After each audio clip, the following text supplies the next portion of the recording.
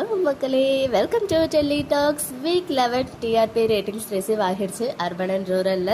So பல வாரத்துக்கு அப்புறம் லாஸ்ட் வீக் தான் வந்து பார்த்திங்கன்னா 4+ வந்து டச் பண்ணாங்க நம்ம மகாநதி சீரியல். ஸோ இந்த வாரம் வந்து எப்படியும் குறையும் அப்படின்ற மாதிரி கமெண்ட்ஸ் எல்லாம் வந்துட்டு இருந்துச்சு. பிகாஸ் லாஸ்ட் வீக் வந்து கொஞ்சம் ஃபில்லர் எபிசோட்ஸ்லாம் வந்து அப்படியே மூவ் பண்ணிட்டு இருந்தாங்க இல்லையா.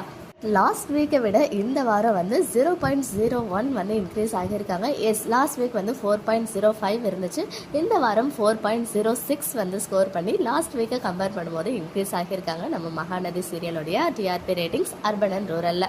ஸோ கண்டிப்பாக இந்த வாரம் எபிசோடுமே வந்து எப்படி சொல்கிறது, கொஞ்சம் கிறிஸ்பியாக தான் மூவ் பண்ணிட்டு இருக்காங்க இல்லையா. ஸோ அதனால் அடுத்த வாரமும் இன்க்ரீஸ் ஆகும் அப்படின்னு எக்ஸ்பெக்ட் பண்ணலாம். ஈவன் விஜய் டிவியில் சில ஸ்லாட் சேஞ்சஸ்மே நடந்துட்டு இருந்துச்சு. பிகாஸ் 7 o'clock 8:30 அப்படியே ஸ்வாப் பண்ணியிருந்தாங்க.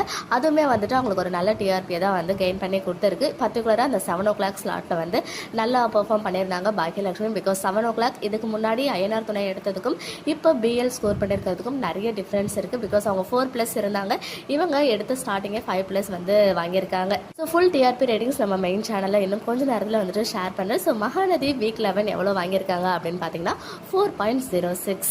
அதே மாதிரி சேனலோடைய 6th சீரியலாகவும் மெயின்டைன் ஆகியிருக்காங்க. ஓகே மக்களே, நெக்ஸ்ட் வீடியோவில் மீட் பண்ணுறேன். எக்ஸ்க்ளூசிவ் அப்டேட்ஸ்க்கு மறக்காம நம்ம யூடியூப் சேனலை சப்ஸ்கிரைப் பண்ணிக்கோ.